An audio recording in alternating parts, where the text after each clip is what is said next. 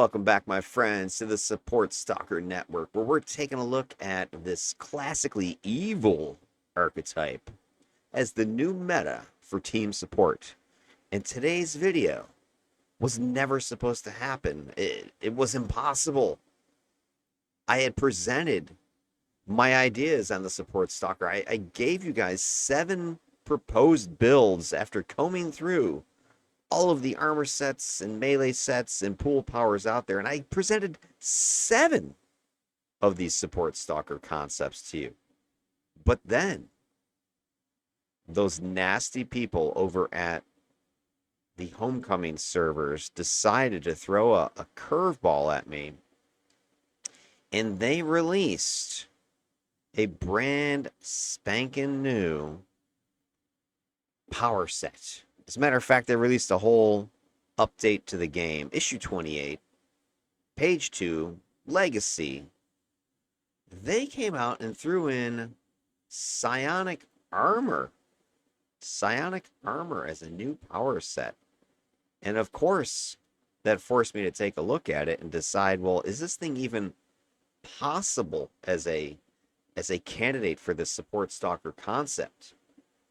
Now, before we answer that question, I think you know the answer, but before we do,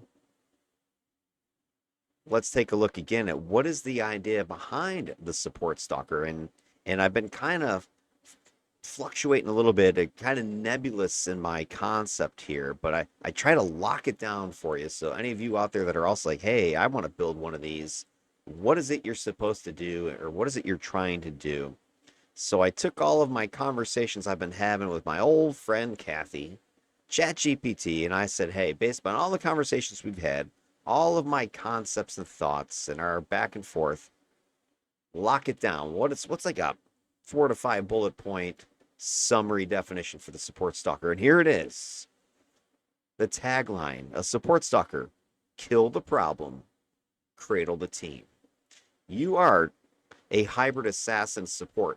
You're sacrificing a little wee slice of your DPS, your top numbers, and you weave in controls, some team buffs, enemy debuffs into that classic stalker hit and run, hit and fade away to the darkness loop that you'd see many old-time stalkers play.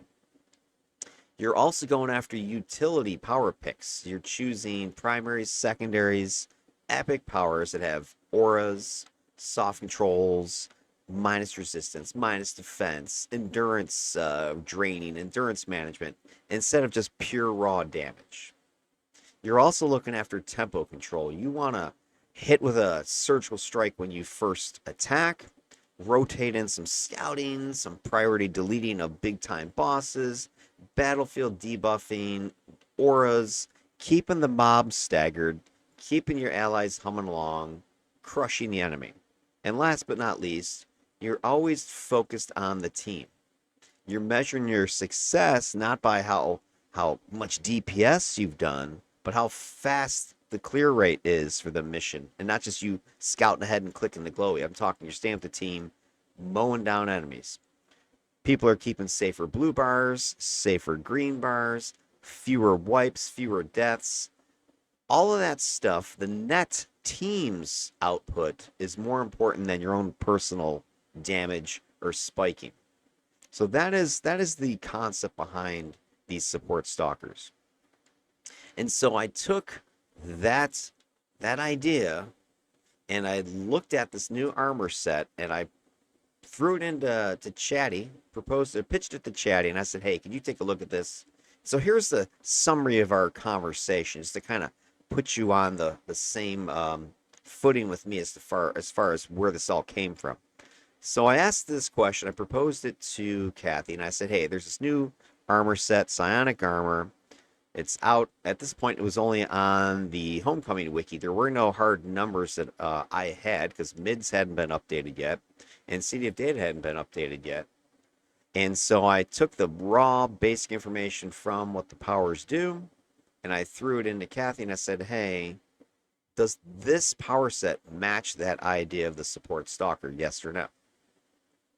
And so her verdict was this, that the Psionic Armor turns the support stalker into a walking psychic hazard zone with a chaos aura, regen disruption, self-sustain, status resist, and toggle-free damage mitigation. And if your concept thrives on indirect team protection, stutter locks, which was a dead cell concept, and being hard to kill, this armor might be the most thematic and mechanically synergistic addition yet. And then she wanted to know, hey, do you want to come up with a build and compare it with the other 7 support stalkers that I have already, penciled in? And so we kind of went back and forth with this idea a little bit. And I said, well, hold on a minute. What's your ideas of pairing this psionic armor with savage melee and the cognitive interface and control hybrid incarnates? Because in my head, I had a little plan going. Because when I first looked at psionic armor, I was like, I really don't know what this thing's going to do, if it's even going to be useful. It seemed kind of vanilla. But as she threw out part of that term there, the chaos aura, it got me thinking. And so I started thinking, how can I make that chaos concept work even better? So I'm thinking I need something that might hit fast, furiously, and create a lot of procking, ticking opportunities for things like cognitive interface, which has a confuse proc, and the control hybrid incarnates, which has fear, stun, and immobilize procking, I think. And I said, hey, what do you think? And so she thought about it and got a couple things wrong. We went back and forth, but this is kind of where the conversation went, that the combo is a sleeper synergy powerhouse for debilitation style support stalker. It's emphasizing attrition warfare, soft crowd control, and team pressure relief through chaotic battlefield control rather than burst DPS or hard ally buffs. And then wanted to break it down. Again, had some errors. I had to correct her a few times. But we got to this point where she finally was on the right page with me. And so what she was thinking is, well, pairing these 2 sets together will have the following effects. Aura of Madness with the cognitive, with the control hybrid. You're going to have a PB AoE, confuse, sleep, fear, disorient. You're going to have control hybrid giving you procking, confuses, disorients, sleeps, savage melee. And part of this, again, is still kind of wrong, right? Control gives the stun. I think it's fear and immobilize. The confusing comes from radial cognitive. Sleep is not proc from the control hybrid at all. Savage melee, multiple rapid hitting AoEs and cones. And then she also had this error a bit too, where she thought radial had a minus to hit proc. So Kathy's not perfect, so I have to keep correcting her. But here's kind of where we're getting to where my mind was thinking. We have a lot of chances for these little procs of soft controls that can start to stack together and combine together and mix together to create this chaos. And so the build becomes a stacked confuse engine, creating disruption of enemy aggro, misfires and random behavior, enemies attacking each other, and an AoE panic field wherever you are. And I'm thinking this is a great, great idea. I mean, putting this all together, Kathy's helping me flesh this out. And then so I said, okay, I've created a character named, and I'm not going to reveal it just yet, to be a new support stalker with the savage, melee, and psionic armor. And I also wanted an epic set that would combine with this.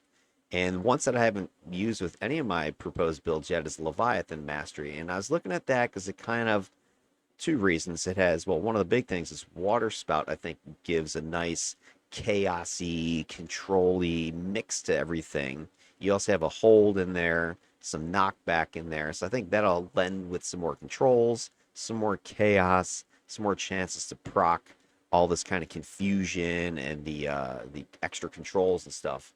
And then I also thought the Leviathan Mastery would make a great thematic tie-in, because if you know anything about the Leviathan and City of Villains, the creature spoiler beneath Sharkhead Isle, the whole Temple of the Waters task force that you can run, this ancient beast that is emanating strange psychic energy up through the living coral, and the Coralax are like worshiping this thing and whatever else. But anyway, my thought was this: what if she's like an escaped mental patient and she's gone feral?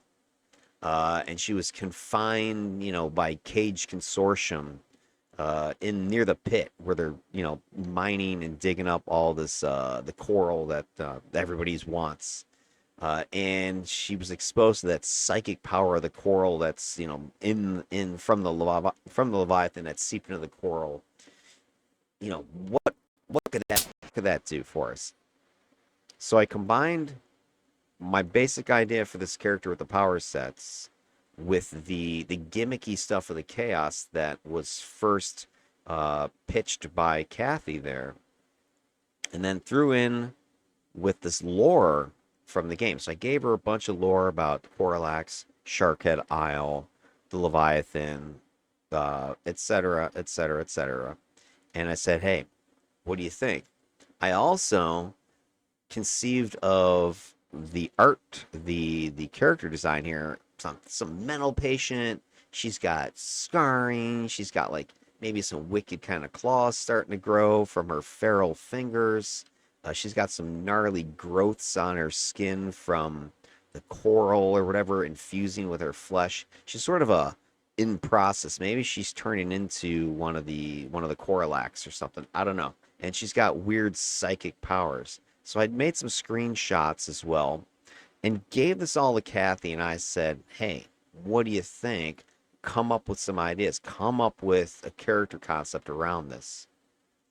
And so I present to you mine and Kathy's crazed dream of a new support stalker that is Savage Melee, Psionic Armor, and Leviathan Mastery.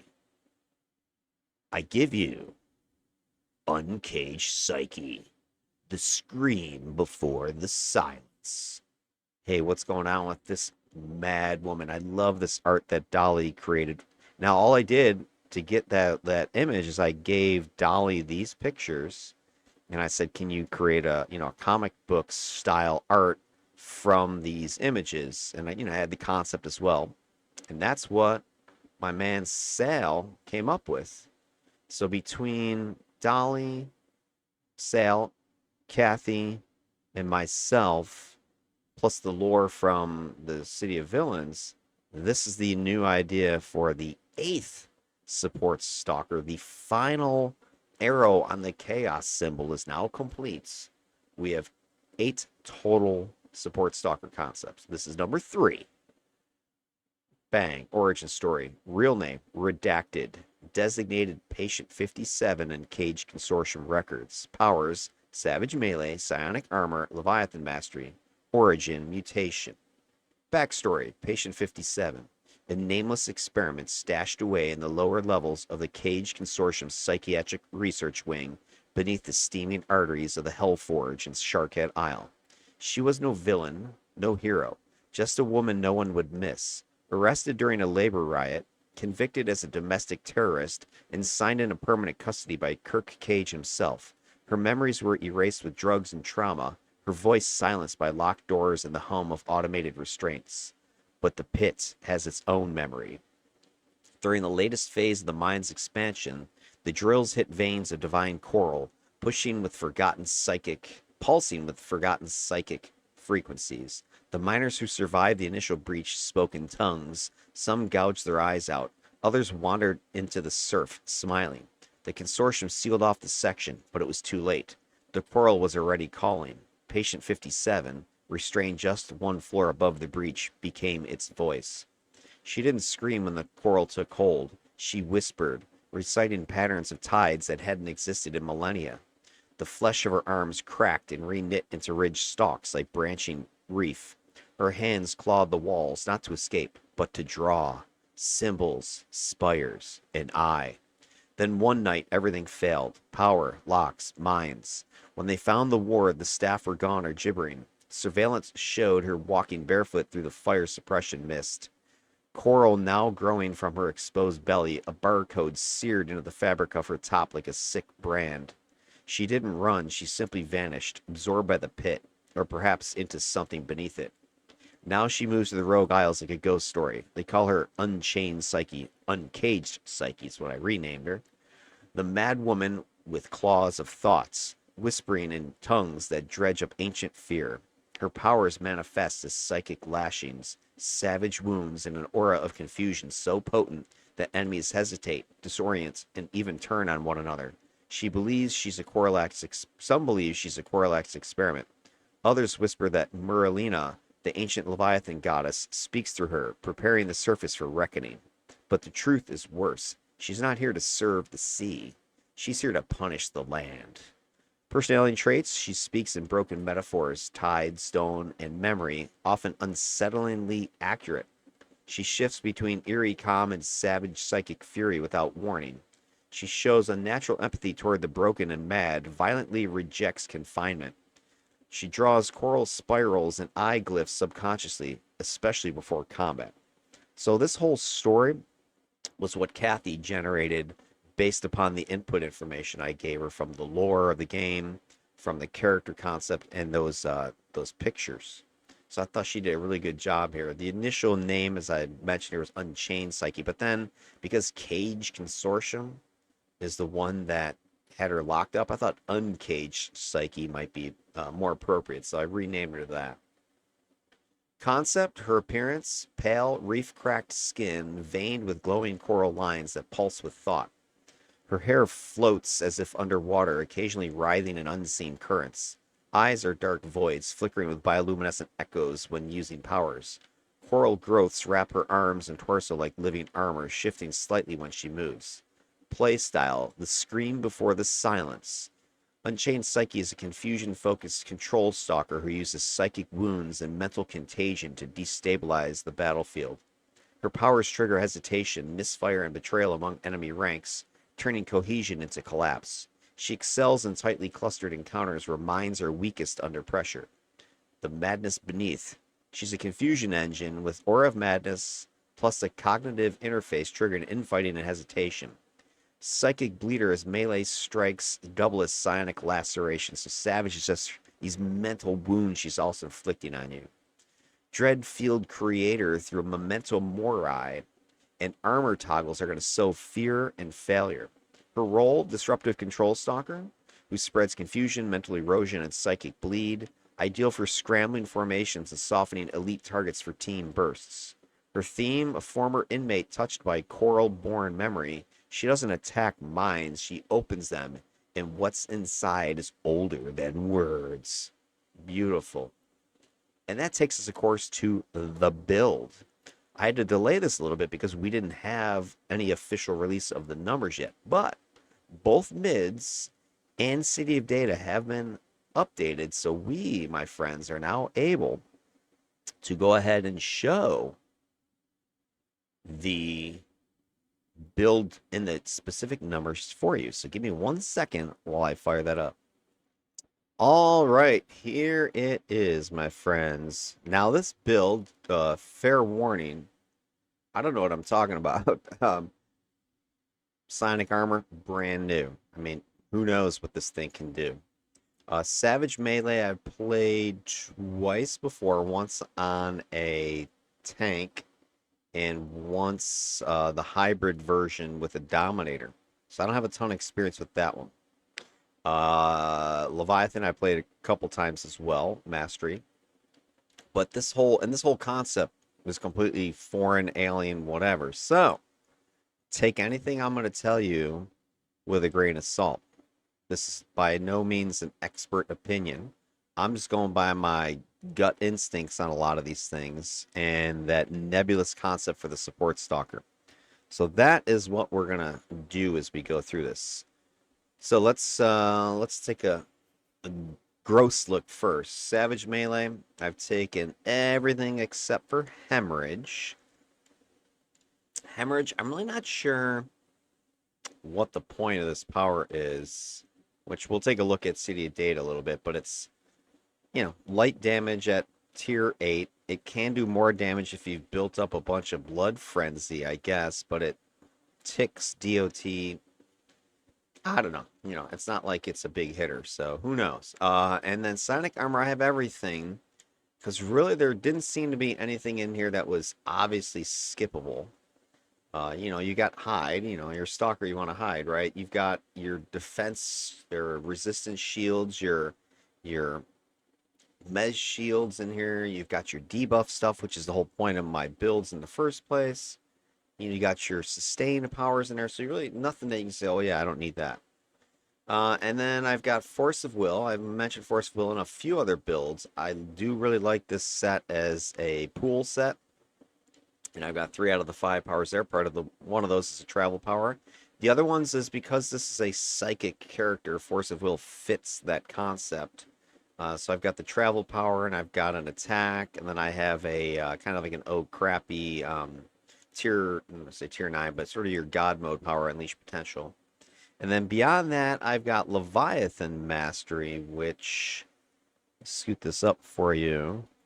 I've taken most of that, except for the pet. Now, my original intention on all my Stalker builds with access to a pet was to take them. But my last 2 Stalkers, I have not been very enamored by their pet's output performance, only accounting for about 5% of the total damage output and an incalculable amount of debuff control. And I don't mean incalculable as in, oh my God, there's so much, but I just really can't get a hard number on what that would be, because I could survive low damage output if the pets were contributing debuff and controls and stuff, but I'm not even sure they're doing much of that because they, are maybe getting killed really fast or they're just not in the thick of it too much. So anyway, not sure I want to go with Summon Guardian or not, but I could. So there's kind of the overview of what we're looking at with this set, or with this build. Now let's take a look at some combos and get into some numbers and see if we can figure out what's going on. All right, so first things first, we've got a attack set, Savage Melee, that is primarily lethal damage and primarily a lot of DOTs, a lot of dots, a lot of damage over time. And so most of these powers, like Savage Strike, Maiming Slash, Shred, etc., they're going to kind of be the same thing, but just different flavor. Now, Savage Strike, first, let me go ahead. Actually, I want to go ahead and pull up City of Data. It might be easier to explain it that way. Let me go ahead and grab Savage Melee. Give me 1 second to pull up this power set here. All right, here is City of Data. And do want to throw out some props to Uber Guy, who I believe is the main person maintaining the site. I don't know if there's a whole team behind them or not, but appreciate the work and effort by his folks keeping this site going. I mean, that's kind of the crazy thing about this whole City of Heroes nonsense we're all enjoying right now. This is all like a bunch of volunteer people spending their own time and money to keep this stuff going for us all. And so anyway, thank you, Uber guys. So here we go. We've got Savage Melee. And the basic idea here, aside from, hey, it's your Savage, which I really like the speed and aggressiveness of this primary, which is the real reason I chose it, because here's my thinking, right? I've got the idea is chaos, right? Chaos. And we'll get into the specifics of what that is with the psionic melee. But part of this chaos idea is going to be confusion. And so what I wanted to do is I wanted to be able to proc confusion as often as I could. And of course, to proc stuff, you need to have an action. You need to attack. You need to strike and hit. You need to be clicking stuff for these procs to go off, these attacks. So if I can proc confusion as much as I can, maximize that, get those PPMs clicking for me, then awesome. And so to do that, I wanted a fast attacking set. And I wanted AoEs. So when you look at what Stalkers have available to them, a lot of their primaries don't have a lot of AoE in the first place. So you got to find something that has a lot of AoE. Savage Melee has some AoE. You've got a cone, and you got 2 PB AoEs. The other thing is you want something that's going to be fast activating, fast clicking, fast action. And for sure, Savage Melee fits that. You'll see a lot of the recharges, a lot of the animation times are pretty short. So this thing gets faster as you go, which is what I'm about to talk about with Blood Frenzy in a second. So it's got this going for it. It's got AoEs going for it. It's going to help me get this confusion procking idea going faster, which is going to contribute to more chaos. And not just the confusion procking from the cognitive interface. Cog interface does the confusion procking, but control hybrid on the radial side also is going to proc controls. It's going to proc, I think it's fear and immobilize, like I was saying. And then if I remember the tier 4 control hybrid, if you have a target both feared and immobilized and you proc again on them, they get stunned. So fearing, immobilizing, stunning, confusing, all these things from your just attacking with savage melee. Plus, we're going to add in Psi Armor has its own chaos engine with its aura of madness and the what did I forget the tier 9 power stand. But anyway, that's kind of the idea here. Just mashing this all together and creating just total bedlam for the enemies as you get into proximity to them. So that was my main reason for going after Savage. Now, Savage, what does it bring to the table? I already told you a bunch of DOT lethal, which is probably not the reason you take it. Although the DOTs, I'm wondering about this, and maybe somebody out there knows. Does DOT increase your chance of proccing? That's my money question, because if it does, that's even more gold here. Because typically, right, when you attack, you click something, and if something's all front-loaded, damage, attack, then you get a one-shot chance for that proc to fire. So if it doesn't fire, then it doesn't fire. But I'm wondering, does the DOT increase that? So you got your initial attack that then does DOT bleed. Do the DOTs increase the proc themselves? So in other words, if you got something that let's say is a 3 ppm procs per minute chance, and maybe the initial attack doesn't fire, or maybe it does fire, can it then fire again on these dots? Because if it does, that's gonna be wicked awesome, and it's gonna work beautifully for what I'm talking about doing here. I don't know if that's true or not. I don't know if that's possible. So if anybody has confirmed that or done that themselves, let me know in the comments below. I'd appreciate it. So that's kind of the story here behind Savage Melee. Now, the other thing Savage Melee brings is this Blood Frenzy thing, which is its own unique mechanic, kind of little mini game. And so what it's talking about here is that Savage Strike, Maiming Slash, Shred, Assassin's Frenzy, and Savage Leap all grant Blood Frenzy stack. And then each stack of that buff that you get Blood Frenzy, you get a small recharge boost and an endurance cost discount. And you can stack this up to 5 times.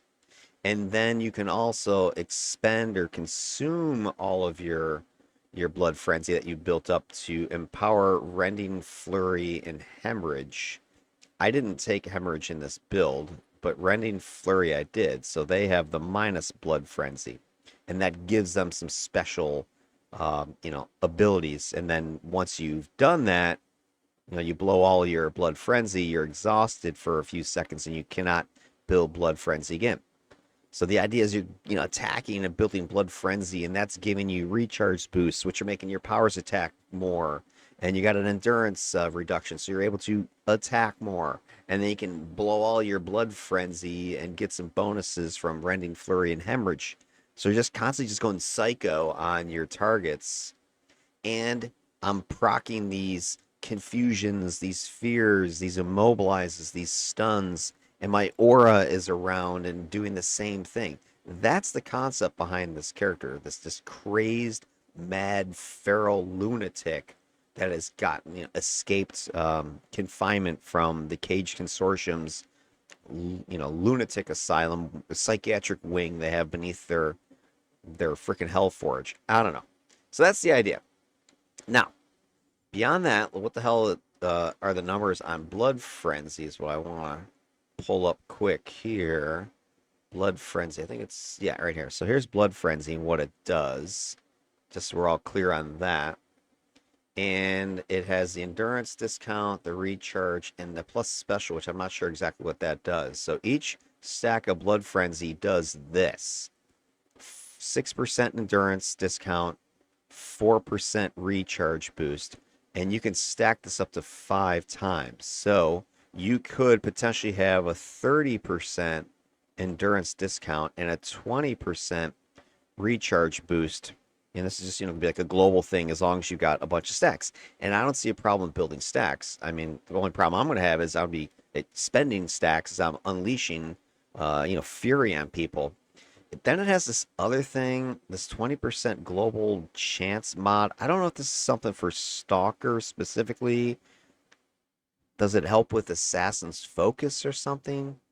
I don't know what this is. What is this special? There's no, nothing in here that talks about special. It does perhaps refer to the certain powers that are being triggered by it, but I thought that's a guarantee. Like if you have Blood Frenzy, unless it's per stack, maybe there's a 20% chance of triggering the special ability that Blood Frenzy has on those couple other powers. And if you have it at 5 times, that makes it a 100% chance that it's definitely going to fire off. Maybe that's what it means. And if you fire all 5, I think that's what leaves you exhausted. So maybe that's what the plus special is talking about, what the 20% is. But that's really that's the gimmick. That's what this power set is going to do.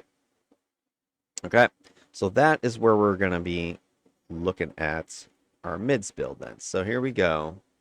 Mids. We've got Savage Strike is our tier 1 pick. And that's just a standard, lethal attack, DOT, and you get 1 Blood Frenzy damage from it when it procs. The damage on that power is, let me pull this up, Savage Strike real quick, just so you guys can see this information. So the damage is 21 and some change. And then, or is that the damage proc? 100% chance. Man, there's so many like freaking little child effects and all this other crap. And some of this is going to be Stalkers, going to do, the extra crit damage and stuff. And that's the other question I have. Do the Stalker crits, do they affect the DOTs? Because if that's true, that's also cool. Now I've got even more damage.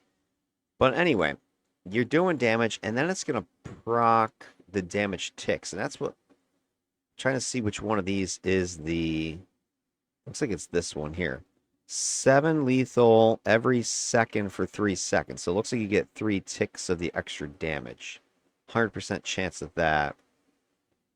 42, maybe that's the critical hit. It's double. I don't know. It's going to tick some damage. Looks like it's ticking 3, 4 times. So you're going to do the initial damage plus tick, tick, tick. And if those ticks are critting, if those ticks are procking the bonus stuff from cognitive, then that's going to be worth it to kind of have a lower, more resisted damage type, because that's always the criticism of something like that does only smash or lethal damage is, oh no, it's going to be highly resisted by enemy, groups, enemy targets, so it's not worth it. I don't know. I don't know how true that is. So here you go. We're going to find out. So that's what Savage Strike is about. I've got Mako's in there, which gives me some Toxic Psi resist, hit points, damage boosting, and some Smash Lethal resist. I try to get as much little bit of resistance here and there as I could, some additional defenses as I could, because as you'll see from the Psionic Armor set, it's kind of a mixed bag of stuff. It does have a lot of Psi resistance, but it's more of a resistance, I think, set than it is defense. So I'm trying to get as much as I can, some sprinkling of stuff here and there. But my main mitigation is going to be that chaos engine, that chaos aura that I'm going to get around people. So this character, she's not going to be some big alpha hitter that's going to be tanking for your team. So none of these stalkers really is built that way. The only one, maybe the exception so far, has been Zaus Warden, my first stalker I showed you. If you haven't seen these videos, you need to go to my my site there, my YouTube channel, and check out the playlist for these stalkers. You'll see what I'm talking about. But I did get the Mako's damage proc in there, so it's gonna potentially, according to the numbers here, let's do the pop out window on Savage Strike. We're looking at, let's see, so the lethal is 1643 plus 2 plus 11 times. Like, what does this even mean? What are these crazy ass numbers here? That's not even with my, yeah, it's not even with any of my stuff procking. Other than I think that's going to be Mako's is in there. All right, so Mako's is procking a little bit. All right, so it looks like the initial, yeah, your guess is as good as mine. Is like it looks like it has an initial upfront damage of 16 or whatever. Then it's going to do a couple initial hard bleeds plus some additional soft bleeds, if I'm reading that correctly. Maybe that's why there were so many crazy numbers on City of Data. So there's the initial hit, couple bleeds, a couple more bleeds, heavy bleeding, light bleeding, and then it stops.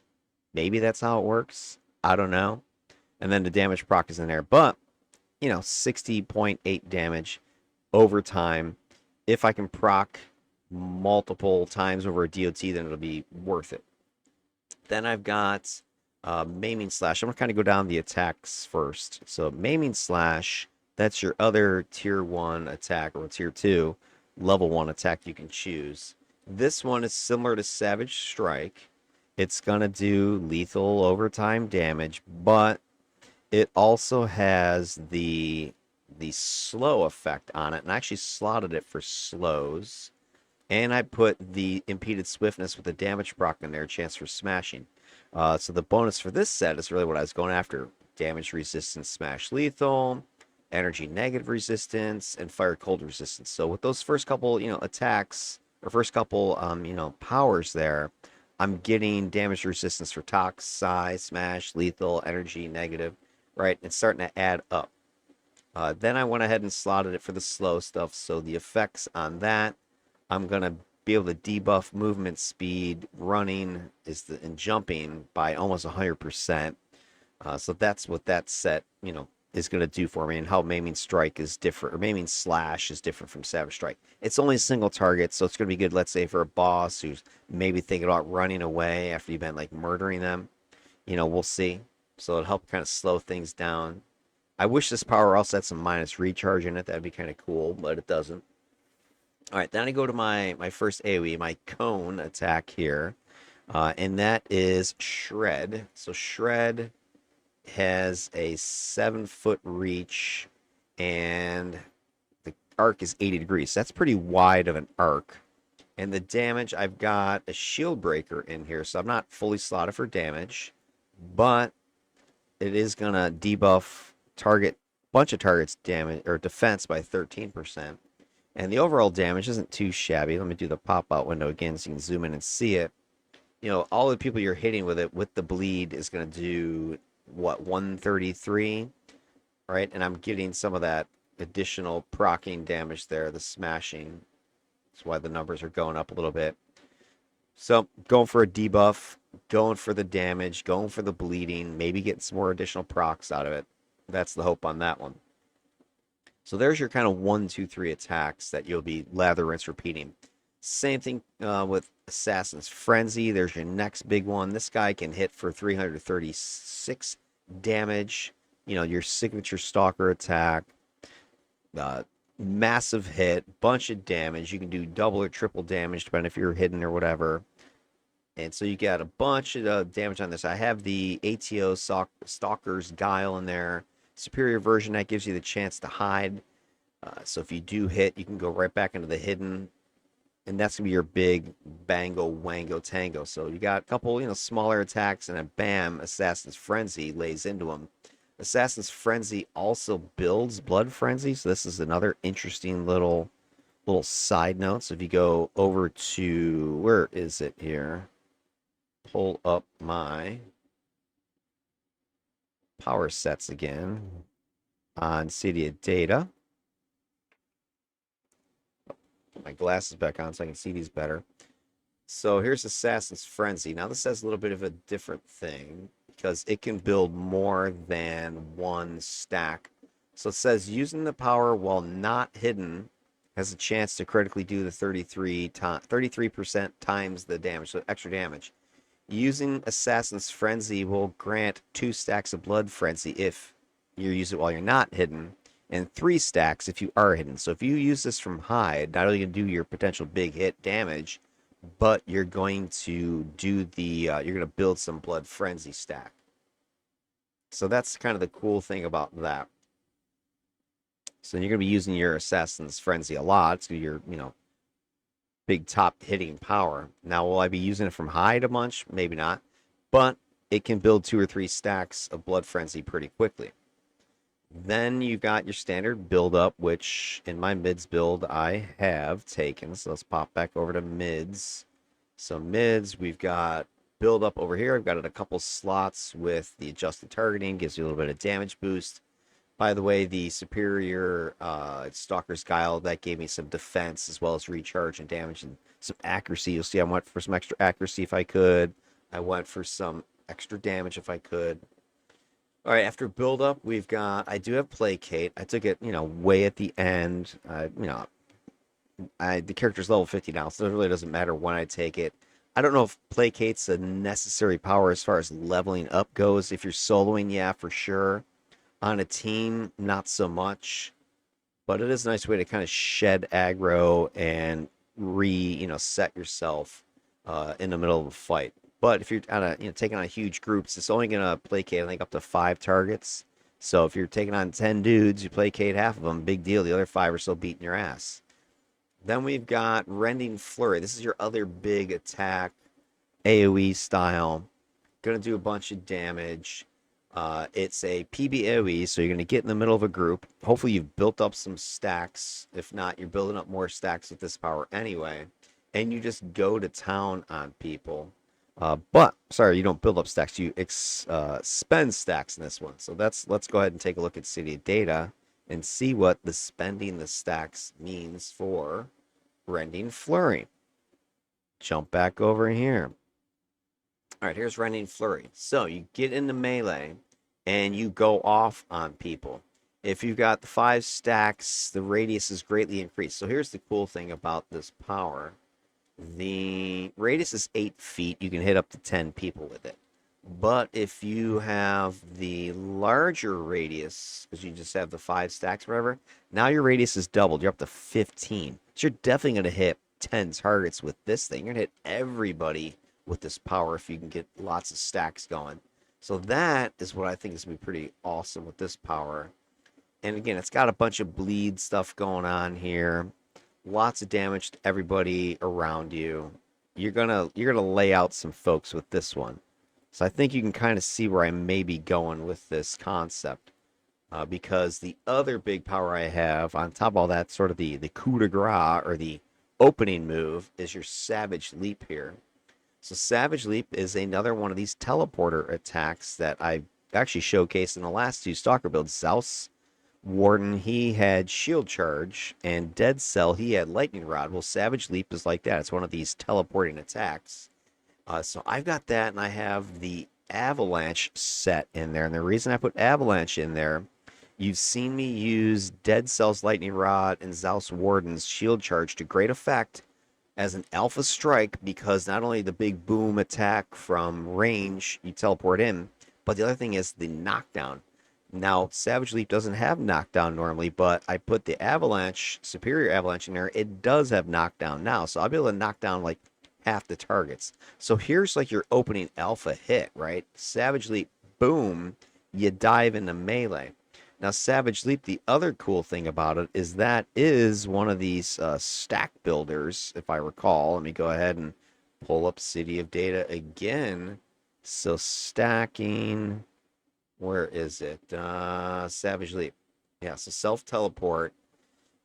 Yeah, so if you leap from distance for every 20 feet, you can get up to 3 stacks. So it's 1, 2, or 3 stacks. So if you max leap, you can get 3 stacks upon landing. And maybe you've built the stack from a previous encounter, or when you land, you hit them with your assassin's frenzy. That'll give you 2 more stacks because you won't be hidden at that point. Now you got your 5 stacks built, right? And now you're in perfect position to rending flurry, that massive PBAOE 15-foot, radius around you, just shredding people. So I kind of see that as a great Savage Leap, Assassin's Frenzy, rending flurry combo. 1, 2, 3, bam, bam, bam, slaughtering people every which way.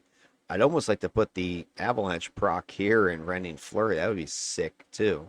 So anyway, boom, Savage Leap, and hell, maybe I'll look at that. Maybe that is something I can do. They're both PBAOEs. I don't think I can't use Avalanche twice. That's the only problem with it.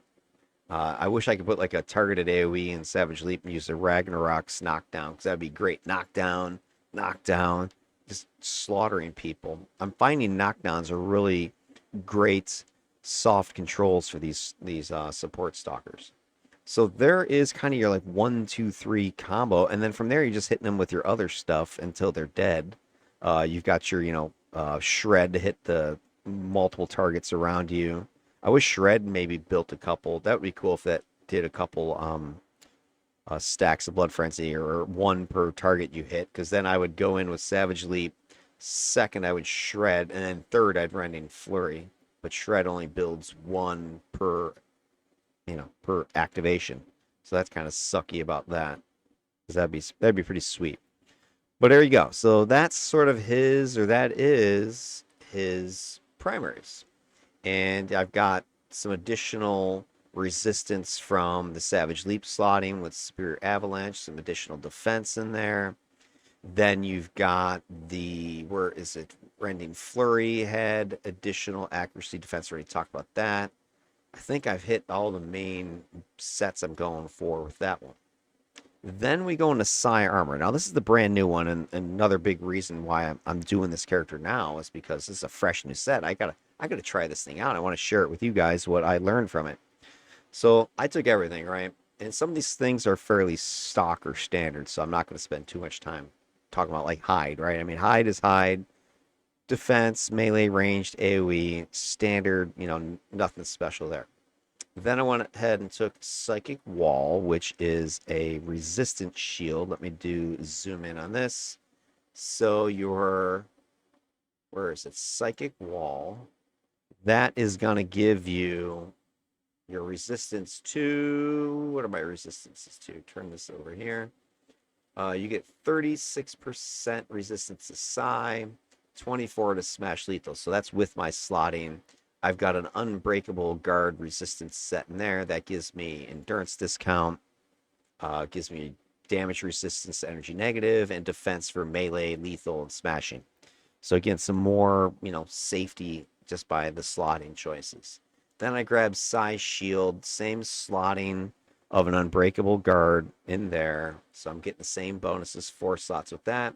This has given me additional Psi resistance, 9%. It's given me energy and negative resistance, and it's given me elemental resistance to fire and cold. So you have covered most of your resistances at this point. I don't think any toxic has come up yet. But that's Psionic Shield. So those are your first 3 powers. Nothing magical or crazy about those. Then you get into Impenetrable Mind. This is your standard, Mez Protection Shield. It does have some more resistance to Psi damage, though. So you got a third source of Psi protection. Impenetrable Mind. I did put a 2-slotted Impervium Armor with the Psionic resistance. Was that 6%? I think you get with that one. So 2-slotted that gives me some recovery, but it does give me some more additional Psi protection. So I've got lots of Psi resistance popping from 3 different of my shields, and then I got the extra Psi resistance here from the Impervium Armor. That's what I want for that. Then we get into our first kind of unique power, Devour Psyche. So with Devour Psyche, I've got that one 5 slotted with Illuminas. What this power does is it's a nice debuff. So let me go ahead and pull up City of Data so it'll make it easier to explain. So pull up City of Data. Go back over here. Devour Psyche. So here it is. It's a cone, minus regen, minus heal, minus recovery for your enemies, and then it gives you regen and recovery. So it's kind of a siphon into yourself. So you're devouring psyche. So you devour the psyche of the foes in front of you, weakening hit point, regen, endurance recovery, and boosting your own. It also debuffs their ability to heal. So it's kind of, I think that's a unique feature. I don't think any other power off the top of my head has that, at least amongst stalkers. I don't know. Maybe I'm wrong. But anyway, if you hit anybody with it, you're going to get stacks. Hitting any foe with this power will refresh all existing stacks you currently have. Now, I don't know what that means. Stacks of the regen and recovery, I guess. Something like that. But 40-foot range. Check this out. A 40-foot range on this thing. That's crazy. And a 90-degree arc. That is huge. That's like, what is it? 40 feet is like an attacking cone, right? And a 90-degree arc. So, I mean, just imagine that. You know, there's you, and you need some healing, right? You need some blue bar. You can shoot out to 40 feet distant from you in a 90-degree cone. Something like that. 90 degrees is that angle right there. That's huge. You're going to just hit all these people. There's going to be multiple targets in this area as long as you line it up correctly, right? So you want to be like on the edge of the enemies when you activate this thing, and you can hit up to 10 people.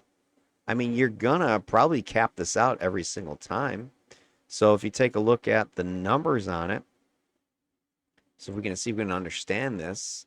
So you get 5% recovery. Again, we got these weird, double numbers. So I'm not 100% sure which one's which.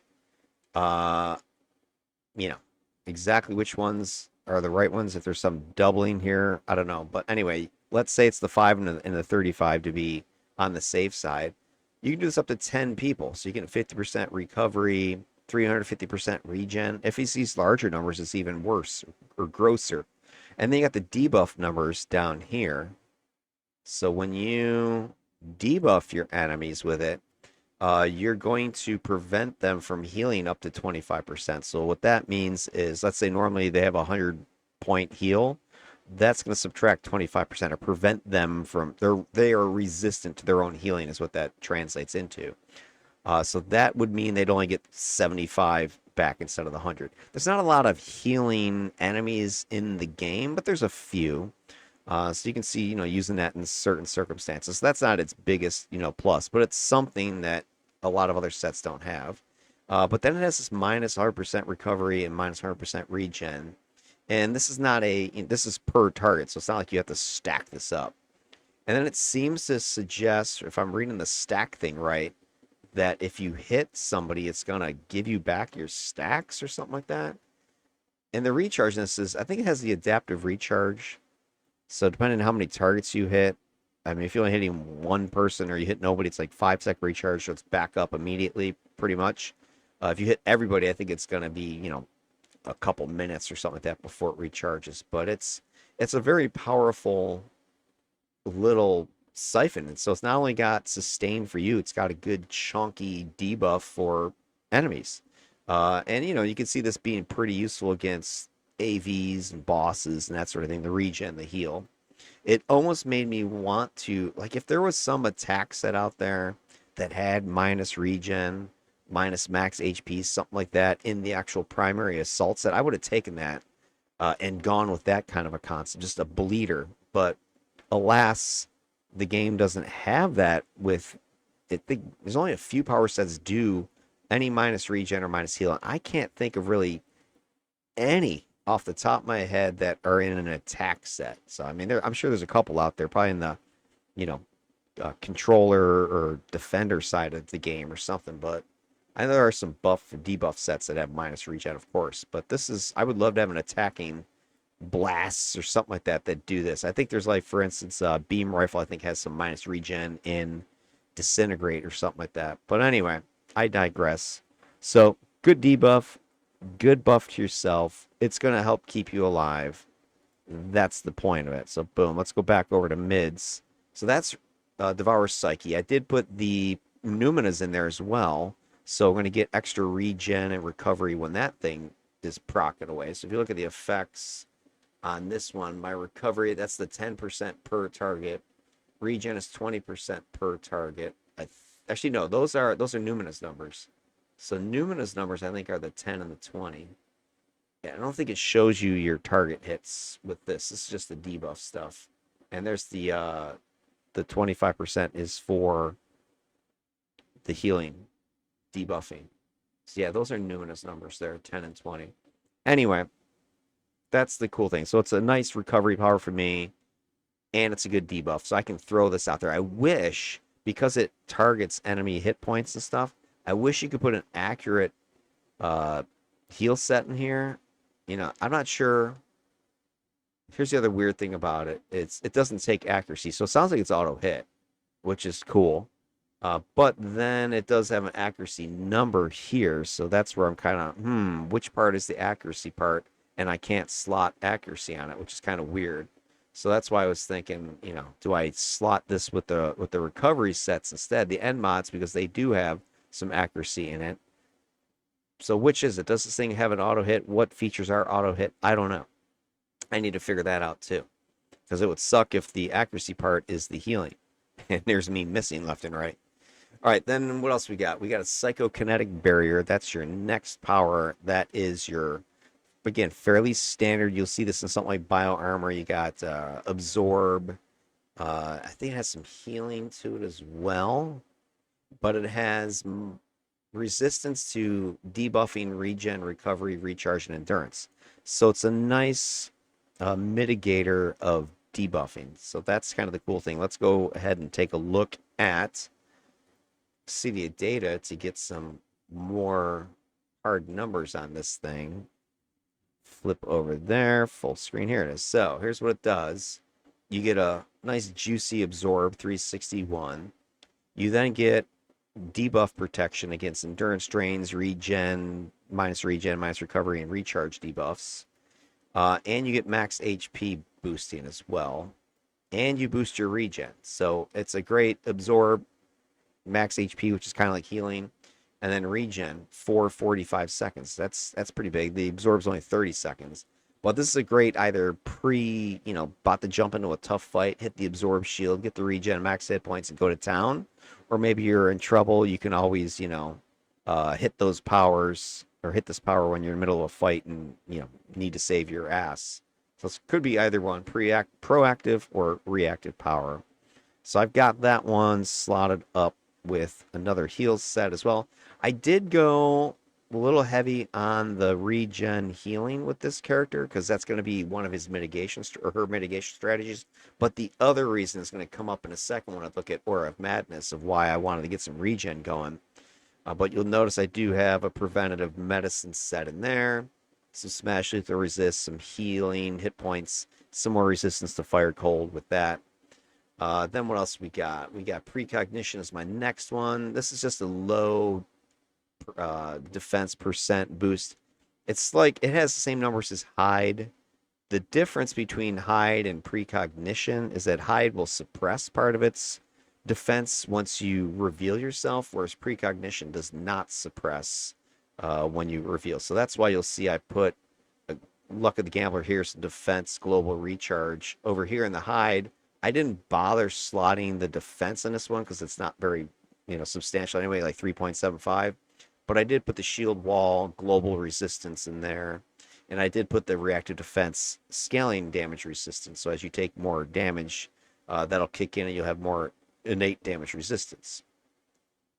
Then the power that is why I'm taking so much regen is Aura of Madness. This is really the power that makes this entire build happen. So everything is kind of built around this one power, which is kind of stupid if you think about it. Like if you're trying to level this character up around this concept, it's not going to work.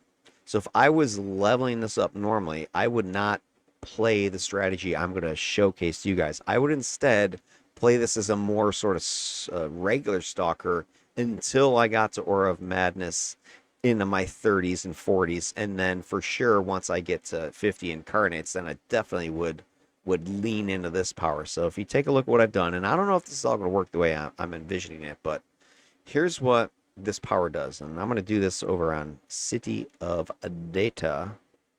So it's a little bit easier to explain because this power is like a smorgasbord of effects. And this is where I might be making a mistake, but we'll find out. So Aura of Madness, it's a toggle. So that's cool. I have it on PBAOE.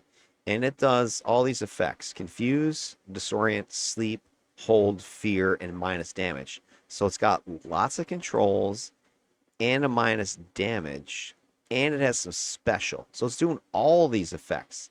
The way I understand it, and this is after the fact that I came up with this idea, because when I first came up with the idea and the whole idea of the chaos aura, I was mostly focusing on the concept of confuse, that this is a confuse aura. And oh, so this thing is procking confuse. And then I was like, well, maybe I get other confuses. So why don't I add contagious confusion to this thing? Why don't I add Cupid's whatever it's called, confusion proc? Why don't I go and look at the cognitive interface with its confusion proc? Why don't I go into control hybrid and maybe boost the confusion with the +1? Although I did change this one, I went radial. And the reason now is because in hindsight, I'm seeing it also does disorient, sleep, hold, fear. And so I went with control radial because control radial will proc fear. It'll proc this disorient. And it'll also throw out there, I think, the immobilize, like I was saying. So that kind of goes with these two. And then I haven't mentioned it yet, but Memento Mori has fear as well, which is gonna help me with this thing. So I'm still going with the plan because I think these will still work even if this confuse doesn't proc. I think, well, I know the Cupid should definitely proc because this power, as I understand it, deals damage. And so because it's a damaging power, I can use the Cupids here, the universal damage set, and get the confusion. So that should still work.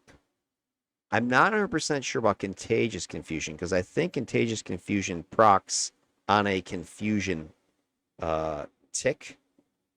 So it would have to proc this confused before it procs that confused. Maybe, but I don't know. That's another question mark. And again, maybe some of you guys out there know. Maybe this thing will proc this confusion anyway. I don't know. Or does it have to have a confusion to proc the contagious confusion off of? Don't know. I'm hoping it's the former, that this will proc regardless.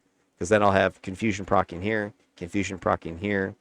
The damage that it's dealing is going to trigger the cognitive confusion procking, right? And then if this thing does proc, then I got that confusion. So I've got all these like little confusion chances to proc. And then I'm going to be potentially procking the stun, the fear, along with control radial's chance to proc fear, the stun, and an immobilize. And then I can hit him with a bigger fear with Memento Mori. So that is kind of the main core concept of this character, which I don't know if it's going to work or not, so I'll actually go ahead and test it. But the way this power works, as I understand it, is down here. It's going to randomly, I think randomly, proc one of these 5 control effects: confuse, stun, sleep, held, or terrorize. So if it only procs this 1 out of 5 times, or 1 out of 5 foes, and this is what has to happen in order to proc my contagious confuse, well, then this is going to kind of be useless because I have to hope that this works for this thing to even work, and that's not a guarantee. Same kind of idea if, and I don't think this is true with the control hybrid. As long as this thing's doing damage, it'll still proc its fear and its immobilize and its stun. But I can't stack, like you see here, stuns and fears unless these things proc, which again are 1 in 5 chances. The sleep, I'm really not worried about that procking. The hold, I do have a Leviathan control hold, so this potentially could stack. I don't know, maybe.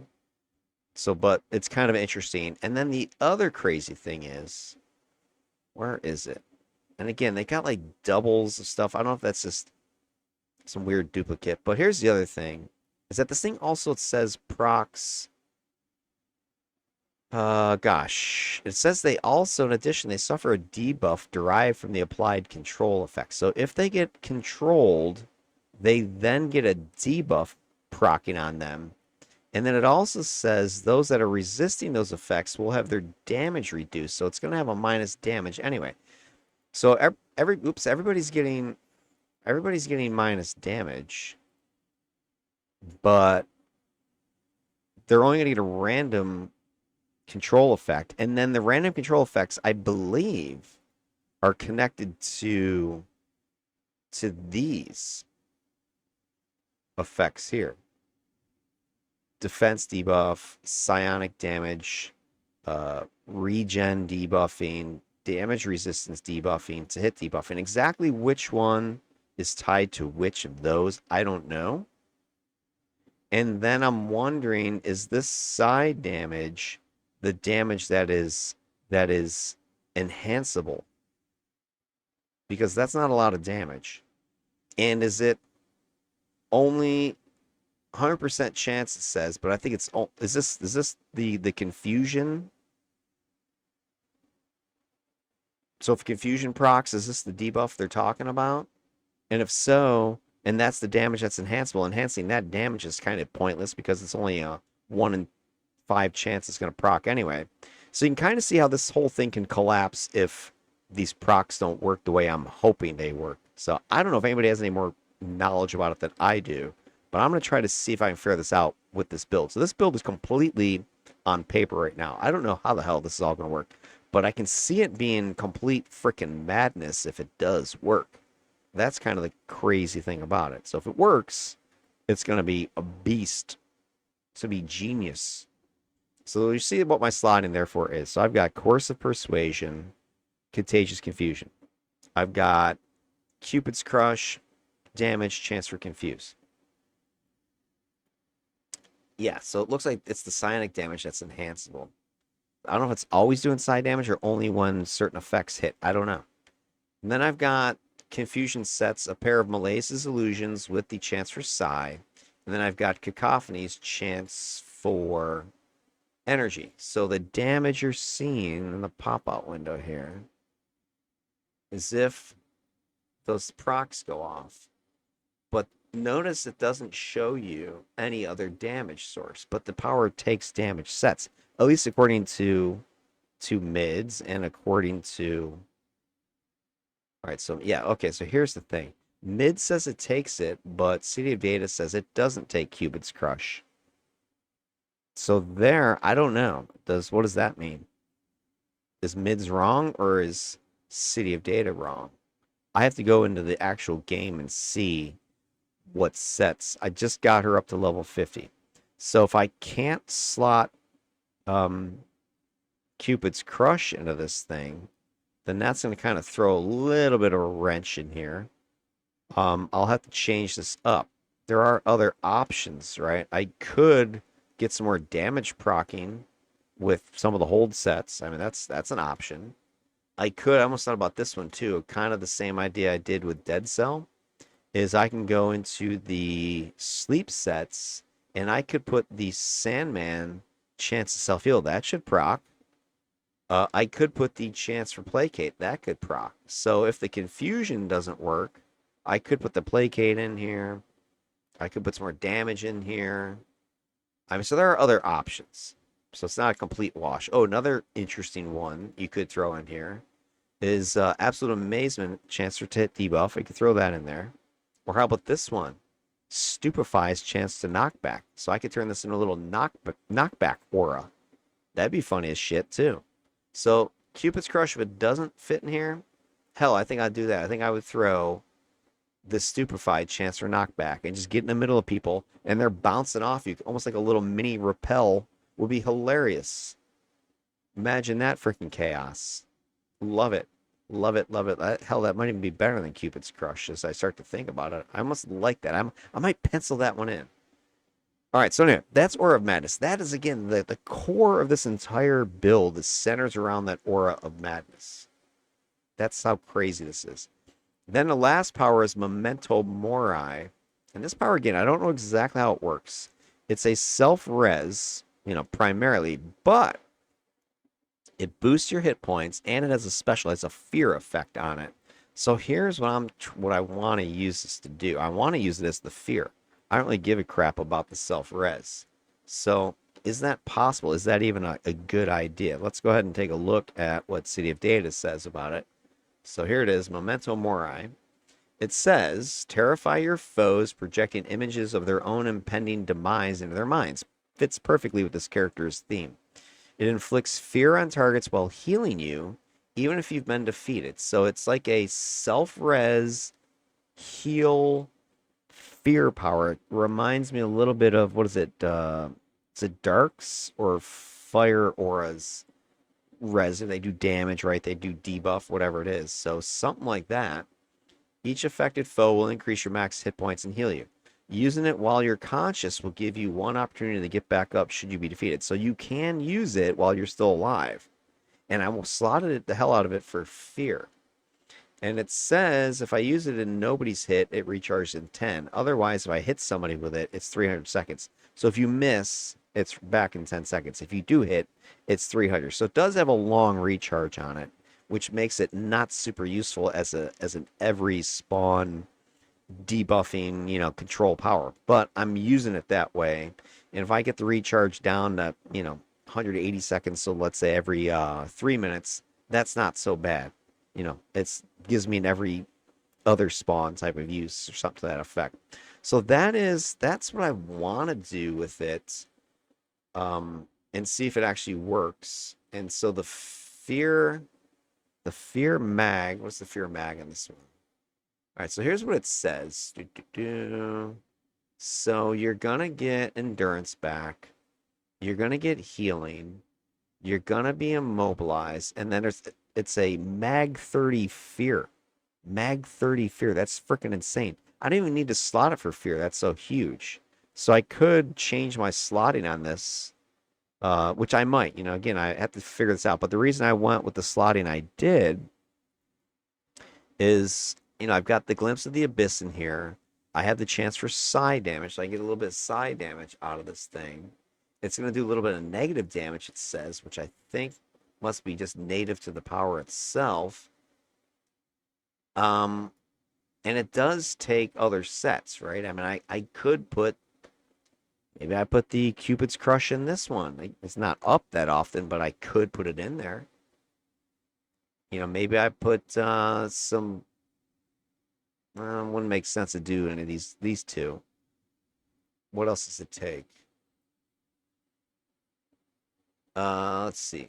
Memento Mori. I could put.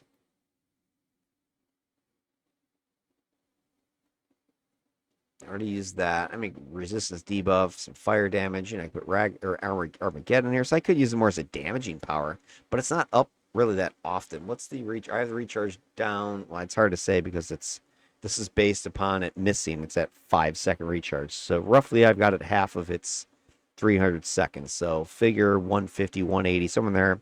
2.5 to 3 minute recharge on there. Is that worth putting a bunch of damage procs in it?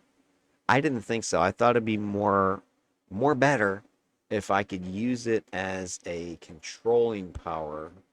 And it doesn't show me the fear stats here, but it's a mag 30 fear, 11 12 seconds, out of the box. The way I've got it slotted with some additional fear, 60%. So, that's another 6-7 seconds. So I got about a close to a 20-second mag 30 fear power. To me, that's kind of worth it because that can also stack with my Aura of Madness, right? That can also stack with my control hybrid. So that's where I'm starting to, put all this stuff together, all these wheels in motion. Or, like I said, maybe you slot it as a heal. I don't know, because it is a decent heal on top of everything else. It's still a decent heal even if I don't slot it as a heal. So I could turn it into more of a damaging power. I don't know. I got to figure out what I want to do with it. All right, and then that brings me to the last set we're using here. I'm not going to talk much about Force of Will because it's, a jump, single target attack, but it does have a knockdown. So, I can at least mention that. I do have a Thunder Strike in there to give me some more accuracy, some more defense. By the way, the Glimpse of the Abyss gave me sort of recharge, some more hit points. Then we've got Unleash Potential. It's kind of my, little bit of a mule here with Luck of the Gambler, Global Recharge. 2 slotted for some regen. It does add a really good chunk of defense, though. I like this power. Defense is 15.7% when I click it. Recharge is a little bit long, though. It's, what are we on? A 365-second recharge, so every 6 minutes. So that's, a couple times a mission. Then we've got Leviathan Masteries. That's our final set here. So what I took out of Leviathan Mastery is I went ahead and grabbed the Spirit Shark. So I got that as an attack. Single target attack. It does have, it has knockback as well. So between that and Project Will, they both have a chance for knockdown, knockback. So I've got those 2 things. I got the knockdown with my Savage Leap already from Avalanche. I already talked about maybe putting the Stupefy knockback here in Aura of Madness, so I could get some knock out of this character pretty easily. So I got that slotted with Thunderstrike, Recovery, Defense, Accuracy, Movement Speed. I've got the Hold, Spirit Shark, Jaws. I did slot it as damage. I might tweak that around to more of a control, but I felt I need a little more punch at range because I've got Project Will, I've got Spirit Shark. That's kind of it. So I needed some more punch here, so I went with the damage, but I could slot this more as a hold. I just didn't have a lot of holds going except for Aura of Madness potential. So I'd have to look at these. I wish they had like a damaging hold sets out there, but I might look at these just to see if there's something that has more, defensive stuff. Like the Devastation's got fire cold resistance. That's, and regen. So is there a hold set that gives me a little bit better numbers? Probably if I look around, let's see. Superior Entomb's got fire cold resistance, got some speed resistance, does have some range defense. I could go with Superior Entomb. Let's see, the purple set, it's got some fire cold resistance and recharge I could grab. Lockdown, fire cold resistance, does have some defense. So there are some options here I could grab that would give me maybe a little more something something, but we'll see. I kind of lean towards damage a little bit on that one. Then we've also grabbed Hibernate, kind of the oh crap. I don't need this power. I think I've got good enough everywhere else defensively, but I do have it for now because I don't know enough about this set or this combo to see how it's going to work. So this is my oh crap power, and I do have the Absorb proc in there, which I think will fire even if I don't have Hibernate clicked. I think that's a global effect. So if I do get low on hit points, preventative medicine can fire an Absorb proc. So I do have that. I could ditch this. This is where I could throw the Guardian, the pet, and see how that works. If it works any better. I do have that option. And then my last power I grabbed was Water Spout, which again is sort of a signature power I wanted from the Leviathan. Kind of just picture this sort of like her mental psyche spinning out this visions of the Leviathan and these, sharks and stuff like that.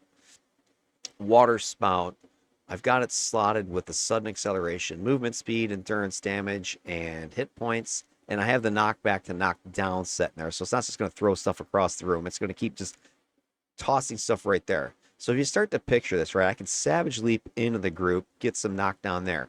I could drop Water Spout right on me, danger close, and start throwing some stuff again. If I have Aura of Madness procced with the Stupefy, I can get some knockback throwing stuff around that way. I could pummel things with Spirit Shark and Project Will to send them flying. So I have some decent knockdown, knockback options right there. The other thing Water Spout does for you is it has more chances to proc fear and stun. So that's the other thing about it, right? It does damage. It has the knockback, but it also has fear and disorient effects as well. So if we take a look at that, mag to stun, it has some minus defense you can throw in there. So it's going to add more to the chaos, more to the confusion. It's throwing out some minus defense, which I wasn't aware that it does minus defense. Let me double check that on City of Data to make sure that that is a true statement or not, because sometimes mids is not 100% accurate. Let's pull this up and shut that off. All right, so Where is that's force of will? Leviathan, water spout. Summons the water spout. Let's see, water spout. Knock up. Yeah, so 15% base defense debuff. Okay. So it does. Does damage, does minus defense. Does it take minus defense procs? That would be interesting. Do water spout.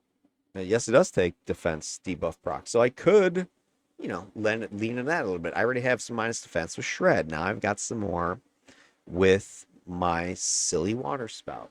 So there's lots of options. This build is by no means done. I have to experiment with it and see what the hell works.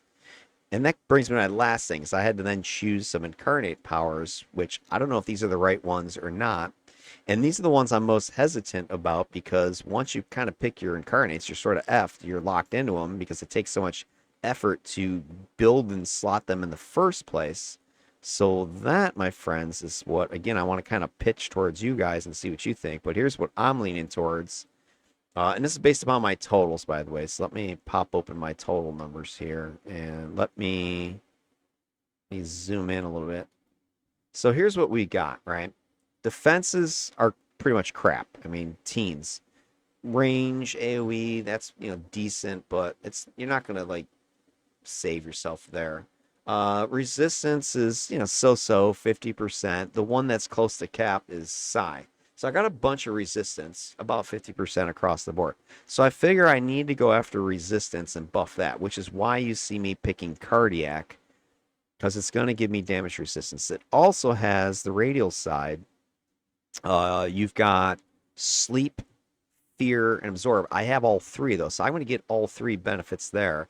And you got increased range. I got some ranged attacks, of course. For instance, that's going to help with my Devour Psyche, right? I'll be able to devour even further away. And endurance costs is I got a lot of stuff. I'm going to be like going nuts, just attacking and throwing crap. It's going to be like a psycho build. So I figure I'm going to need the endurance to kind of regulate that. So if I go ahead and fire this puppy up, you'll see my numbers. They jump up a few percent. It does bring Psionic up to cap. It does bring up most everything else to 50% damage resistance. Endurance numbers here, the drain drops from 114 to 88. So I'm not going to have any blue bar issues once I have that on. And then the range, like I was saying, Devour Psyche might be a good example. They had a 40-foot range. Now the range is, it doesn't show it expanding. Why aren't you going up? I don't know if that's just doesn't, can you slot Devour Psyche for range? It doesn't take range enhancements. What the H, you guys? What the H? Are you kidding me? All of my grand plans are being screwed.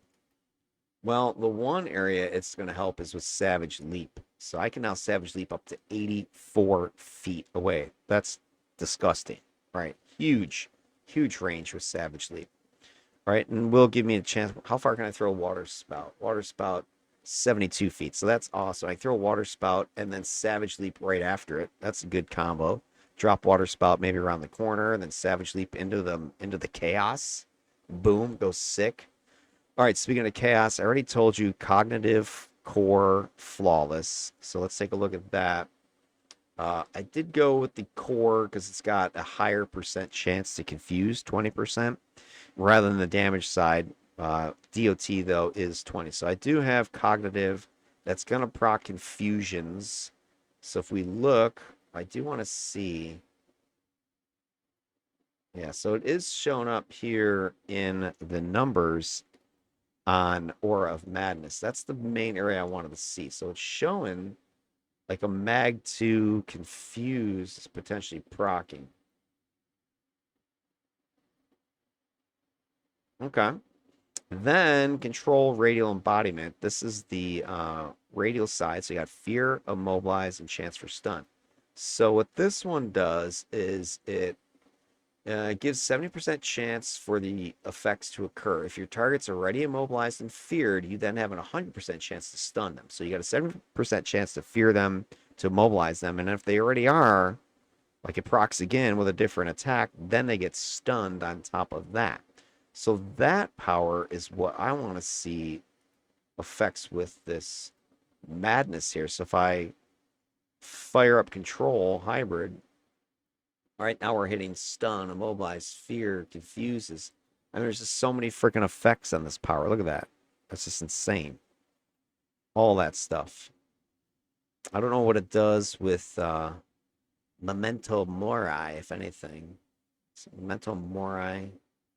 It does give a stun chance, which is interesting, but it doesn't show the immobilize or the fear. So I don't know how real some of these numbers are. Interesting, but it does show the procs going through this power. Hmm, cool. And then Shred is another. Actually, Rending Fury would be a great place to see the effects, right? Is it going to show me? Show me the effects? Probably won't. No, it's not showing me. I don't know why. That's too bad. I wanted to see the procking of that. Does it show here? Yeah, all right. So now it's shown here with the Shred. So anyway, you can see that these things are going to proc off of these attacks. All right, then we got a couple other options. I'm going ahead with Pyronic Radial, and the big thing there, of course, is it has a massive stun, right? 12-second mag force stun. So you can open with this, stun a bunch of fools, Savage Leap in the middle, or Savage Leap in the middle, and then Pyronic blast them point blank range. You're throwing out your Water Spout, which has a chance, I think, to stun people as well. You've got the chance to stun with your Aura of Madness. So now I'm stun procking people. I've got this chance to stun with the control radial embodiment. So stun, stun, stuns flying every which way. Then I went ahead and grabbed Rebirth Radial. I don't know about this one because I'm almost thinking maybe I should go with Barrier for the defense and resistance because that is kind of the weakness. But it's got the regen. And oh, the reason why all the regen, I forgot to mention. Aura of Madness is a self-damaging proccing power. So as you're standing melee, which I'm going to be in melee a bunch, it's going to be damaging me. So I'm going to be bleeding out from this thing. So I need ways to get hit points back, which is why you see me with, health has the panacea in it. Stamina, I put the power transfer in there. I got the Numinas, like I said earlier, with the regen and recovery in there. I've got all these other regen and hit point thingies. So that's my concern with Aura of Madness. And I went over the top because, I should maybe grab Rebirth too, because this gives me some healing, some regeneration. I get back in the fight faster, that sort of thing. But I've got that. I've got Hibernate. I've got Unleash Potential. Do I need all three of those? I guess if I kind of want to tank and stay in melee and go sick, having all of those, especially given that my overall numbers aren't that great, maybe it is a smart move to have Rebirth. I don't know. But there is that. I also grabbed the Phantom Lore Pets because it kind of just fits thematically. I'm kind of thinking these are like the spirits of maybe other people in her, the asylum, the psychiatric wing that were dead, mental spirits, or maybe it's spirits of the Leviathan and worshippers or something like that she's carrying around, psychic projections. I don't know. But the radial side does have a buffing supporting one that throws like fortitude on you and has heal other and stuff. So that's another way to kind of keep me alive. I've got that going. So I don't know. It's kind of like you're sort of locked. If I lock in a rebirth, then I'm kind of locked into it. But then it might free me up to not take hibernate and go ahead and take the pet. Or take I could take Wall of Force to have another attack from Force of Will. Or maybe I want to grab Hemorrhage later, the Savage Melee power I skip. I could take those. And speaking of all those other pool powers and things, is the Unleash Potential, I think, is going to make a difference here. Because when I click it, you can see my defenses become respectable. So that's the big thing there is, it brings my defenses up to survivable alpha strike stuff. So I could click this, dive in with Savage Leap, start going to town, survive an alpha strike, and hopefully by that time, before Unleash Potential crashes or I'm getting so swarmed by attacks, my Aura of Madness is kicked in, my procs of confusion and stunning and everything else are kicking in, and then I can just start going to town on people. And if I still get in trouble, I've got Rebirth to click to go keep me alive, or I could hibernate and recover that way, because both these powers are going to kick your recovery and regen numbers up. This is going to kick your regen even more. I don't think it's probably Matt Cap is 3,000 regen or something. All right, so it's just crazy. Oh, and here's the Blood Frenzy. You can see Blood Frenzy is going to change. It's supposed to endurance discount, so I'm not sure why it's kind of giving me weird numbers. But let me turn that off. Let me turn Unleash Potential off. Leave those other ones on. So that's with Blood Frenzy activated. But it's supposed to give an endurance discount, so I don't know. It's like making the endurance go up for some reason. So I think that's kind of buggy. Buggy. Memento Mori. Turn that off. All right, so there you go. That is this build. All right, so at that point, because hey, wait, we're not done. This build, I then went through it and fed it into Kathy and said, hey, what do you think? Is this going to meet my support stalker criteria? Pros and cons. How do you think it's going to play? Give me your feedback. Give me your opinion. So here was her analysis. So synergy. Uncaged Psyche's build thrives on chaos, combining psychic erosion, bleed damage, and AoE confusion in a surreal tide of disruption. Her power sets feed one another through control layering, mental attrition, and brutal opportunism. Savage melee, wounds that linger, instincts that bite. I like how she gives some flavor to this stuff. Bleed effects. Most attack supplies savage DOTs, softening enemies over time. There's cone and AoE aggression, shred, rending, flurry, savage leap, spread damage, and trigger blood frenzy in packed groups. Frenzied synergy, frequent attacks accelerate hide cycling. Well, with Assassin's Strike it does, and boost endurance-free momentum, which is true, letting her thrive in the chaos. Yeah, having more attacks, endurance is decreasing. She's gonna be able to go sick. Psionic Armor, Madness made armor, Calm made dangerous. Aura of Madness, PBAOE confused and minor mez effects, creating battlefield disorder. Devour Psyche, self-heal, regen, recovery siphon that scales with target count, perfect for melee sustained. Psychokinetic barrier and precognition, absorb, regen, and passive defense, boost, let her remain near enemies despite moderate defense values. Leviathan Mastery, the sea remembers. Water Spout AoE knockdown for melee denial, proc triggering chaos. Spirit Shark and Jaws, high damage, fast recharging, psychic themed range strikes. And I left Memento Mori under this category, even though it is Psionic Armor, because I do think it fits this idea of the sea remembering. But Memento Mori is a Psionic Armor, not Leviathan. But the idea here is it's this resurrection laced with psionic backlash, usable while alive to spike survivability and presence. So she's liking the synergy. She's showcasing what they're going to do with each other. And so I said, well, hey, how is this going to work on a team? And so she said that Uncaged Psyche destabilizes the battlefield with disorienting effects, psychic bleed, and crowd-spreading confusion. Her presence shifts enemy formations into chaos, allowing allies to dominate fragmented threats. So she's going to kind of be mixing up not the primary whatever, but if the allies are opportunistic, they should be able to take advantage of the enemy before it can recover. Because none of the stuff she's doing is this big, long controls. It's small little stuff, random little things. Crowd disruption and mental erosion. Aura of Madness spreads confusion and pulses, disrupting focus fire and turning mobs against each other. Water Spout and Savage Leap scatter or knock down enemies, breaking formations and creating safe entry points. Rending Flurry and Shred hit multiple targets, enabling fast blood frenzy stacking and triggering procs like Cognitive Confuse and Psionic DOTs. Debilitation and Control Pressure. Cognitive Interface adds random confusion to attacks, compounding chaos during flurries and AoEs. Devour Psyche consumes recovery and regeneration, softening targets and powering her up.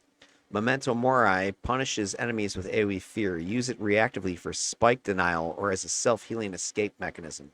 Sustained safety and pressure relief. Psychokinetic barrier provides a backup heal and absorb bubble to mitigate spikes. Rebirth Radial turns near deaths into team-wide recoveries with plus regen. High resistances to psionic energy and negative allow her to tank mental and other worldly threats common in endgame content. Chaos-oriented team synergy. Best in aggressive teams that capitalize on disoriented targets, soft crowd control, or proc-heavy fast playstyles. Helps neutralize alpha strikes and boss mechanics by scattering aggro, confusing lieutenants, and delaying enemy actions through status layering. She's given the utility on a team an 8 out of 10 score, which is actually the lowest of the three so far. I think the highest was 9 out of 10, and that was Zeus Warden. 9 out of 8.5 out of 10 was Dead Cell, I believe. 8 out of 10 is Uncaged Psyche. She creates instability the team can exploit.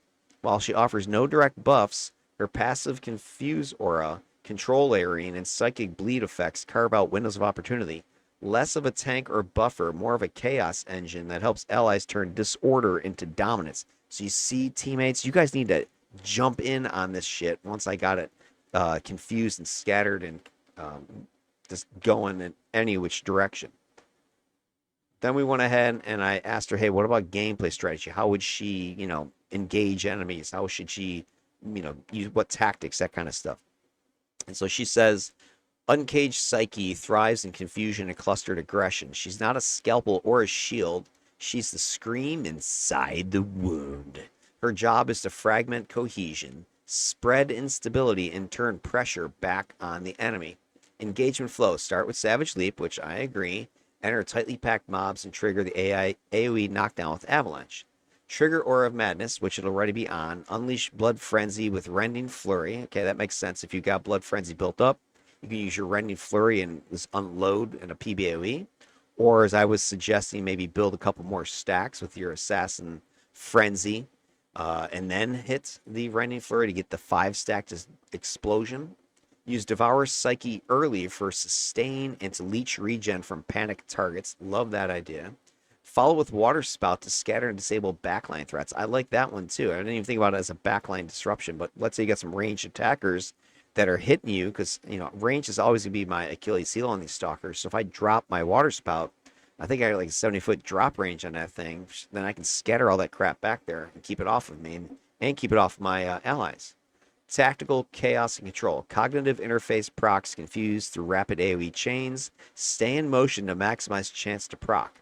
Use Psychokinetic Barrier mid-fight as a panic button to survive pressure while keeping damage up. Save Memento Mori as a fear burst finisher or to disengage under threat. Timing is key. Probably because of the long recharge, that might make sense. Sustain and positioning. She gains strength inside chaos. Keep close to groups for Devour Psyche returns and Confusion Aura uptime. Rebirth Radial ensures she can rescue momentum after team attrition. Project Will, Shark Jaws, and Spirit Shark add long-range harassment, distraction, and control pressure when repositioning. She's given this gameplay an 8.5 out of 10 rating, which is pretty high. Uncaged Psyche destabilizes the field with control through confusion, stacking blood frenzy damage while shrouding the team in madness. She thrives when enemies clump, stumble, or hesitate, and she bleeds power from every break in their mind. Chaos is not her disadvantage, it's her camouflage. Beautiful. Love it. Final analysis. Here it is.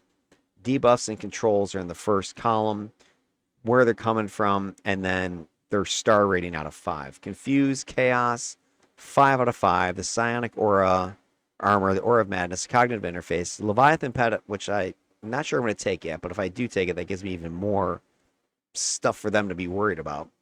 Fear, Disorient, Sleep, Psionic Armor, the Aura of Madness, Memento Mori, Savage, Melee, Proc stacking, 4 out of 5. Crowd Control, the Knockdown, the Knockback, the Disrupt, she's given that 4 out of 5. Savage Leap, Water Spout, the AoEs, Leviathan Mastery, and if I go ahead and put the Knockdown proc in my Aura, that'll be even more. Should be 5 out of 5 at that point. Regen debuff, 3 out of 5. Devour Psyche, I don't think the Spirit Shark has... Yeah, it doesn't have a minus regen, so that is an error on her part. I don't know if the Leviathan Pet does either, so I think this could be just Devour Psyche. I'm not sure Leviathan Mastery has any minus regen. I'd have to double check that. I'm almost positive Spirit Shark does not, and I don't know about the Guardian Pet. Healing Recovery Tools, Devour Psyche, Psychokinetic Barrier, Rebirth Radial, 4 out of 5. I think she's even 5 out of 5. You throw Hibernate in there, Jesus. Damage Pressure, Savage Melee. This might have been, I might have gotten this review before I threw penciled Hibernate in, though. So, Damage Pressure, Savage Melee, high single target AoE with Blood Frenzy. Prox and Shred Flurry. Memento Mori Burst. She's giving it 4 out of 5. The pit didn't just break her mind. It woke something older. And it's still listening. Dun, dun, dun. So, hey, let's move on to the final verdict. What did Kathy have to say when all's said and done? Uncaged Psyche's kit spreads like a psychic contagion. She infiltrates enemy minds with bursts of confusion and mental trauma that sustains battlefield disruption through a weave of AoE damage, status effects, and will-breaking illusions. She's designed for chaos manipulation as psychological warfare. Uncaged Psyche thrives in clustered skirmishes where her aura of madness and layered control can take root. Her synergy of Savage Melee's aggression, Psionic Armor's resilience, and Leviathan Mastery's surreal crowd control creates a feedback loop of pain and panic. She doesn't protect with shields or heals. She protects by unraveling the enemy's cohesion before it can form. And there you have it, my friends. We have just had a tour de force of Uncaged Psyche, the scream before the silence. Well, there you are. That's my plan for this build. I'm going to go ahead and slot her up, take her for a couple test spins, and then from those tests decide on the Incarnates and some of the final slotting and power choices, because I still have maybe a couple powers I can move around. And for sure, the Incarnates I can adjust a little bit. My biggest question is Barrier versus Rebirth. That's probably my biggest, concern. But other than that, I think she's good to go. I think she's an awesome concept. I think Kathy helped knock this one out of the park. And I think it's a great tool if you feed the AI the information and ask the right questions. It will give you some really cool ideas that you can then expand upon. All right, everybody, thanks for tuning in. We'll catch you in the next vid when I'm going to go ahead and run some solo testing with her. And then I'm going to go and follow that up with some team testing and record some stats. In the meantime, have yourselves a good one and take it easy.